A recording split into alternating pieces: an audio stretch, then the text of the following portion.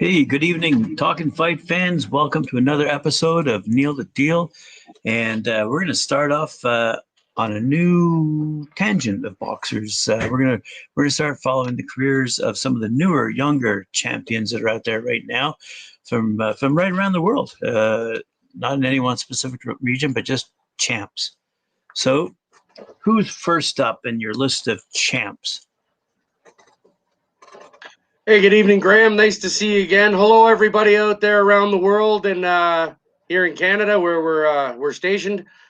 It's nice to see you guys again. Thanks a lot for coming out. I really appreciate it. So, Graham, like you were just saying to the Neil the Deal show fans and the Talkin' Fight fans, we're going to start doing things a little different, guys. So we're going to start talking going forward about some of the guys that are out there right now within the craft doing exactly what they learned from their elders, I guess you would say. You know what I mean, Graham? Be it their Yep. fathers, old boxers, the trainers they have now that have trained other fighters. So we're going to talk about the new fighters that are around the world, basically that are at the top of their game. You know what I mean? So we're gonna talk about. We're gonna start it off, guys. Thanks again too for all the likes, the shares, subscriptions, and stuff. Thanks a lot. We're talking tonight about New York City. All right, biggest city I feel in basically North America. Love all you people. It's a great place to visit and stuff. And you obviously produce fantastic fighters in the past and now and will in the future. So we're talking about the present. So this is just my opinion of the best fighter out of New York City, guys. Right now, I'm going to tell you that I believe Neil the Deal thinks it's Teófimo López. All right. Graham, have you heard of Teófimo López yourself? Oh, absolutely. Several of our show hosts have done profiles on him. He's a champ. He's a good pick to be out of that New York area. He's great, fantastic pick. Yeah, well, there's so many good fighters out of New York and good fighters around the world, as we all know. But if you can take one guy out of each city, so to speak, and say this guy's the guy to look out for in the New York region, New York State, New York City, I would definitely say this is the kid that's going to do the most damage going forward. He's got absolute amazing skill. I've seen 2 or 3 of his fights already myself. I watched them when they were actually being televised, and I'll tell you guys, unbelievable speed for his footwork was amazing. The way that he had a great defense as well. You know, he's not all offense, but man, blazing knockouts, Graham, like knockouts of the year awards, or in there for knockout of the year awards. This guy's got some real talent. All right. So we're going to talk a little bit about him, where he came from, what he's all about, and we'll give you a little more insight if you guys don't already know. So he was born Teófilo Andres López Rivera. So he's cut his name down to just use his Teófilo López. Teófimo, sorry. I get that always mixed up with Teófilo Stevenson. Teófimo, yes. So he cut it down to Teófimo López. And his nickname, apparently, which I didn't know, but his cool nickname is the Takeover. They call him the Takeover. So right on, buddy. That's awesome. So you know what I mean? It's pretty cool. So he was born. Yeah, I don't know. That's his nickname. I guess his buddies nicknamed him or whatever. Maybe his parents, maybe his dad, right? I don't know. Right? But they call him the Takeover. And he's been taken over, as we're going to show everybody out there what he's been doing. So maybe that's why he's called the Takeover. He's taken over. He's a serious cat, man. A young kid with a lot of talent. So he was born July 30th, 1997. That makes him 23 years old right now. He's out of Brooklyn, New York. Let's hear it for Brooklyn. All right. Brooklyn, gotta like it. Right on, boys. Wicked fighters out of Brooklyn, as we all know. He fights in the lightweight division. All right. He's been around maybe 3, 4, 5 years, so to speak. He had an amateur career. He represented the United States, actually, in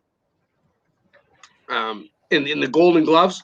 All right, 2015 National Golden Gloves in Las Vegas, lightweight division. He won a gold medal. In 2013, at the Youth National Championships in Reno, Nevada, he won a bronze medal. All right. So he basically started fighting. Apparently his father started him at 6 years old, Graham. So guys, he's been fighting since he was 6. His dad was his first trainer. And that's how he's been making his way there. So right now, as we speak, he's been ranked number 5 best active boxer out there, out of all the boxers that are out there. So he's number 5. That's what they're saying. You know, some BoxRec might have these guys have him at 6, these guys have him at 5, you know, but technically it's 5. You know, if you look at it, he's number 5. So that's pretty amazing, you know, right in itself. So he's got a pro record of 16-0. All right, he has 12 KOs out of 16 fights, so he has not lost a fight yet. And he's had a really big fight recently, guys. I don't know if you guys saw it. I did see it. It was the first fight, Graham, that was televised when the pandemic started, so there were no fans. So I was really interested to see what a boxing match was going to look like with no fans, and especially when it's Teófimo López against Vasily Lomachenko. And we all know who Lomachenko is. Well, I mean, most people who are up with the current boxers, we all know who Lomachenko is. He was basically the best fighter in the world, and he probably still is. Honestly, he still is.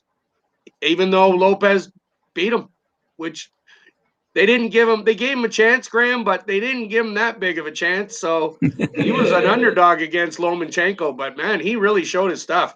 And if you guys want to watch him fight, this guy, right there it is. Watch him fight Lomachenko, because honestly, guys, he's the best fighter in the world. Okay? Nobody thought that was going to happen, but Lopez was able to he just found a way. Like, I've watched it twice, and I'm like, wow. So that really surprised me that he was able to do that and win like that. And that at the time was for the unified lightweight title, heavyweight lightweight championship of the world, which would be the WBC, WBA, and the WBO titles that Lomachenko had. So he took those from Lomachenko there. They started having discussions about it in September in 2020. He agreed to fight him. He fought him in October 2020. And like I say, it was the first live one after the pandemic sort of thing, like big major fight, you know? So it was interesting to watch a boxing match without fans, right? I don't know. How would you feel, right? Because I would think, hey, Graham, in boxing matches, the fans dictate, man, if your name's getting cheered, like cheer, cheer, cheer, I'm sure ask any pro boxer, if your name's getting cheered, you're getting kind of excited, right? Mike Orr, we're just talking about that the other day, how you can actually hear the coaches and the corner man yelling and screaming out their instructions during these fights nowadays without the fans. You actually hear them on TV screaming and yelling, left, right, jab, right, hook. Yeah. No, exactly. Big so Mikey's. when the fan, actually, I think this weekend is going to be the first one where the fans are back in the arenas. So I think the big fight this week coming up, Alvarez Canelo, I'm pretty sure he's going to have fans in that. Anyway, sorry, I interrupted you. Go ahead. Sorry. Yeah, no problem, Graham. Absolutely. So, yeah, so that's going to be interesting. The fans are back. I like to hear it, man. And they love to see the fans back. I don't know.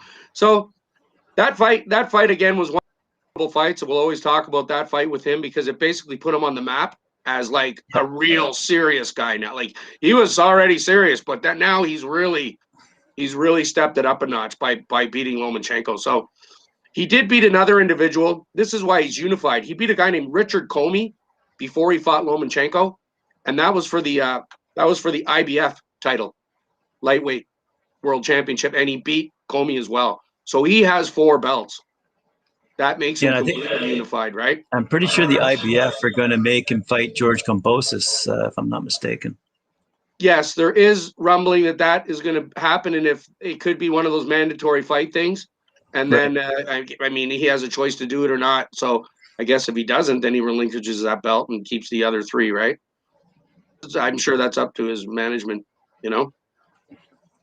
So, so that's what we're talking about. So a couple other notable fights. that we have that we'd like to talk to him about would be that Richard Comey fight, obviously for that IBF title. That was a serious fight. Like it was a good fight, right? So I suggest you guys take a look at that one. And then the other one would be that one we mentioned again earlier on, the Diego Magdaleno fight. That was a really good one, Graham. The fight was great until all of a sudden, like, I'm not even going to tell you. It'd be like telling you the plot to a movie or something. You know what I mean? So you guys got to go out and check it out yourself and just watch the fight and go, oh, that was good. It was good fight. So check them out. Right out of New York City, New York State. Well, I always like call it New York City. I don't know. It seems cooler, I guess, New York City. And so thanks a lot, guys. That's my number one pick for the guys that are fighting and born out of New York, So take care, guys. Have yourselves a good evening, Graham. So before we jump off, we've had a whack of comments come through. We have a Twitch follower out of Belfast, and although this is not related at all to Teófimo López or the lightweight division, he's asking, Neil, your opinion. In their prime, Mike Tyson or Muhammad Ali? Who wins? Mike Tyson or Muhammad Ali in their prime? Going toe-to-toe. Well, is it 2 out of 3? Nope. Straight Just up. one-shot deal. Okay. Who wins? I would say one-shot deal. I would go with Muhammad Ali. I would Reason being, he's just a little more fluid on his feet, if you know what I mean. Yeah. And Muhammad although Ali Tyson has the punching power, Ali, he took on Foreman, he took on Fraser, and Tyson is in that mold, right? So I got to go with Ali. Greatest of all time. Come on. Really. That's it. I think it's Ali. Ali over Tyson. All right. Thanks for your question. We got tons of other questions, but we don't have time to answer them all. Sorry about that.